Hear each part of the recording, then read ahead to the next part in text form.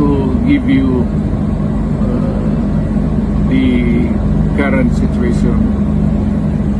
I am about to land sa gate. Galing ako Dubai. Stopover for it's a long haul, it's a long flight. Okay lang po. Do not worry. And I think this is something to do with the law and order noon. At sinasabi ko naman sa mga pulis at military na trabaho kayo at